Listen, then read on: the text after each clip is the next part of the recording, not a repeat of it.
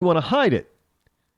You want to hide it from the teacher, because if you're holding it up so you can be looking at the teacher and your phone at the same time, your teacher's going to either take the phone away or tell you to put it away. So you're going to hide it. So you're going to try to have it in between your legs and below the desk, and it's going to cause your head to go all the way down, which means you're going to block out the rest of the world, including your teacher. And this teacher was probably experiencing just that. So instead of people, coming to terms and saying, well, let's address this problem in the school, they were probably telling the teacher, hey, it's your class, teach it. And he was probably saying, well, I can't because, all these kids are on their phones. Well, just teach class anyway. So he was probably frustrated. Not condoning his actions, just saying that there's a bigger problem there. Always, and they're, they just want to blame the teacher on this one. Hello? I don't think it's just the teacher's fault in this case.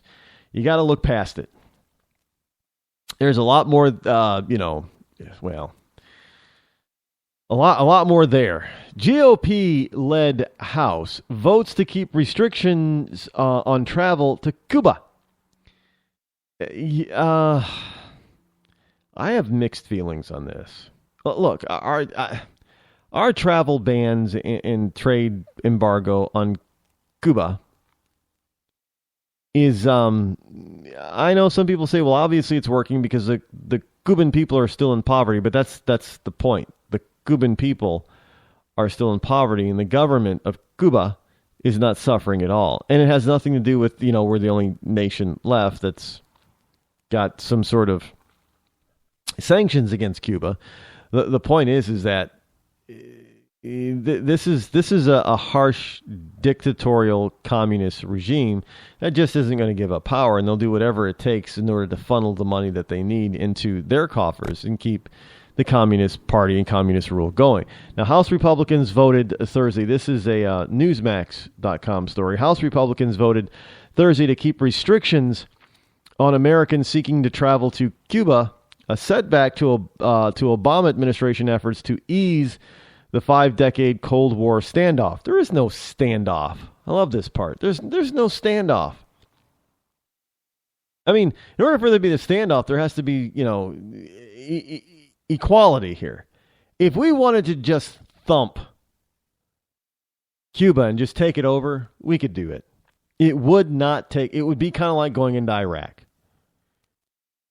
Only it would be easier because it's only 90 miles off of our Florida coast. I mean, it would be so much easier just to thwack the Castros and bump them out and set something in place. Now, of course, there would be ramifications later to have to deal with, with Russia and Venezuela and other things. But just to take over Cuba, it's not a difficult thing. Would not be difficult. Just a quick, and a lot of the people in Cuba would be like a lot of people in Iraq. They'd welcome us to do that. It wouldn't take much for us to thwack the Castros and then bump them out. But the Republican controlled chamber voted 247 to 176 to keep a Cuba-related provision in a transportation funding bill. The provision would block new rules issued in January that would significantly ease travel restrictions to Cuba and allow regularly scheduled flights for the first time in over 50 years. Now, the administration rules lifted a requirement that U.S. travelers obtain a license from the Treasury Department before traveling to Cuba. Instead, all that is required is for travelers to assert that their trip would serve educational, religious, or other permitted purposes. Yeah. So, we're not going to be able to travel as easy to Cuba as we thought. And I hear people say, well, Cuba was a beautiful, beautiful, beautiful country. Yeah. Back in its heyday, like in the 50s. People vacationed there. It was a tropical paradise with its Art Deco and it was wonderful. And then they had their so-called revolution, and you had Chavez and then Castro. um, coming to power instead. And they ended up, that's why they have, lots of 50s era Chevys running around. I remember a game. Was it Grand Theft? One of the first Grand Theft Autos. It was one or two. And they had this you could travel in Cuba. And one of the cars in Cuba was like a 57 Chevy. They had a 55 Chevy, I think. And it's all a bunch of Chevys running around in Cuba in Grand Theft Auto. And it was modern. It wasn't like in the 50s. It was modern, but that's the kind of cars. Well, that's what's going on in Cuba. They don't have a lot of new stuff. Which is why Raul Castro is looking to get the embargo and sanctions lifted. Because, he just wants to live in a lap of luxury before he and his brother die. Fidel. Yes, for those of you who didn't know, if you're in Rush Limbaugh's Realenda, Fidel is Raul Castro's younger brother. Raul is the older of the two. And Raul is now the president of Cuba because Fidel got sick and decided to retire. So, Fidel is late 70s and Raul is early 80s. So, but they're, and I'm sure if Raul passes away, then Fidel will come out of retirement to once again rule with an iron fist over the little island of Cuba, just about 90 miles off of our Floridian coast. Just saying. Here's another story from Newsmax. This should piss you off. I know I like to pick stuff that really ticks people off and get them going, but IRS says illegals granted amnesty can file for back tax refunds. Say what? Illegal immigrants granted amnesty under President Barack Obama's immigration reform will be able to claim back tax refunds from years in which they never filed taxes, the IRS says. Well, they didn't file taxes because they're illegals. Look, in order for them to file taxes and with them being illegal, don't they have to have a Social Security number? Well, if they're illegal, they're not getting a legal Social Security number. So what are they doing? They're stealing somebody else's Social Security number. So now they've just committed identity fraud.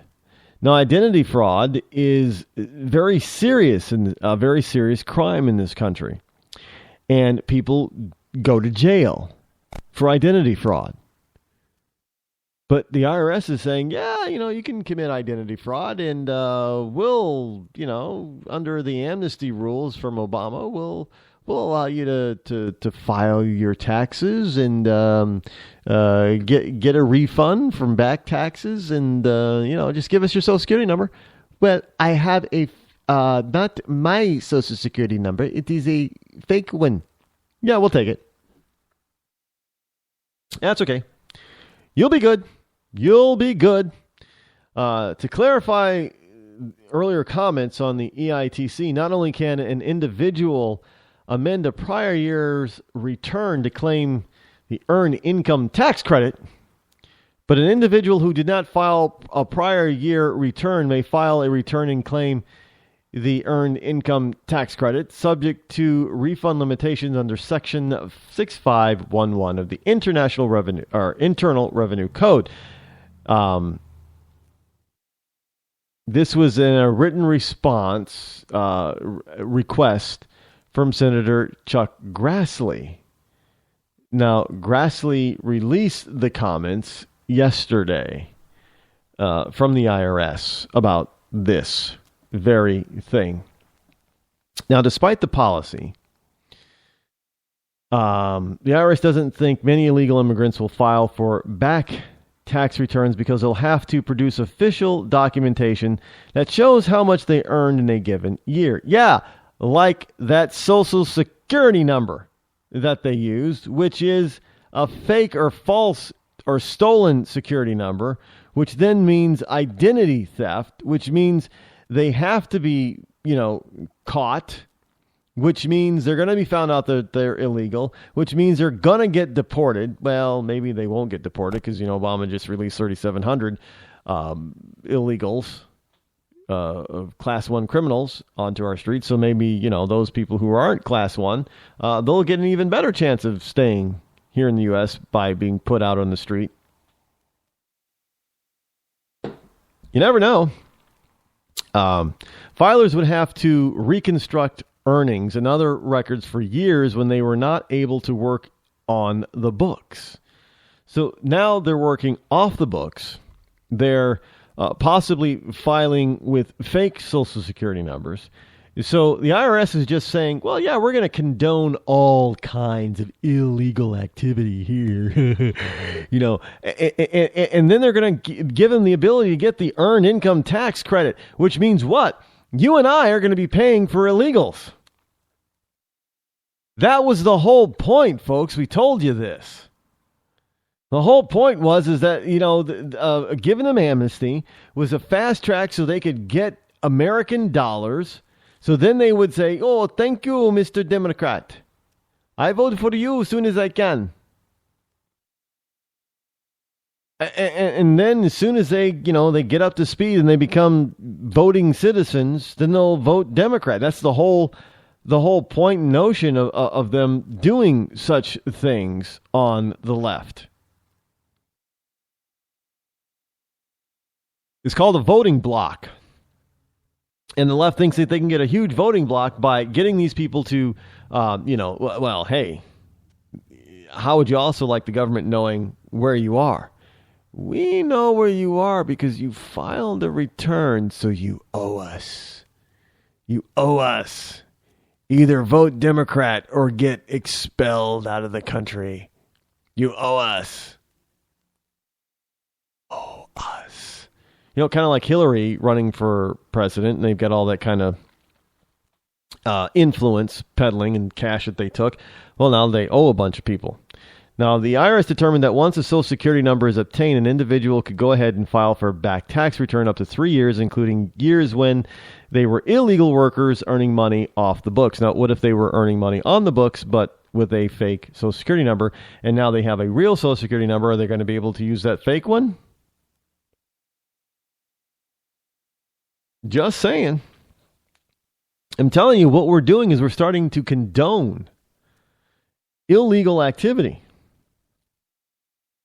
We're starting to condone and accept and even pay. Hey, we used to say that crime doesn't pay. Well, now, thanks to the IRS and a few other government agencies, we're now getting to the point where we can say crime can pay if you're an illegal immigrant crossing the border illegally and trying to earn a living here illegally.